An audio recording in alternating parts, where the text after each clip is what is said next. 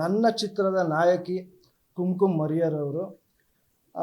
ಅವ್ರದ್ದು 2ನೇ ಲುಕ್ ಅಂದರೆ ಫಸ್ಟ್ ಲುಕ್ ಅವ್ರದ್ದು, 2ನೇ ಪೋಸ್ಟರ್ ನಮ್ಮ ಸಿನಿಮಾದು.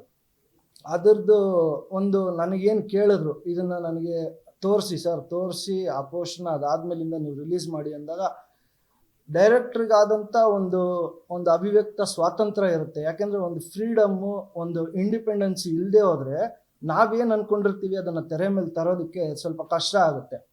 ಅದು ನನ್ನ ಹಿಂದಿನ 2 ಚಿತ್ರದ ಅನುಭವ. ಇದರಿಂದ ನಾನು ಕನ್ನಡ ದೇಶದೊಳ್ಳೆ ಅಂತ ಮಾಡಿದ್ದೆ, ಕಲಿವೀರ ಅಂತ ಮಾಡಿದ್ದೆ. ಅಲ್ಲೂ ಅಷ್ಟೇ ಸಾಕಷ್ಟು ಆರ್ಟಿಸ್ಟ್ಗಳಾಗಲಿ, ಟೆಕ್ನಿಷಿಯನ್ಸ್ ಆಗಲಿ, ಅವರ ಪ್ರತಿಯೊಂದು ಸಲಹೆಗಳನ್ನ ತಗೊಂಡು ನಾನು ಇಲ್ಲಿವರೆಗೂ ನಾನು ಚಿತ್ರನ ಮಾಡ್ಕೊಂಬಂದಿದ್ದು.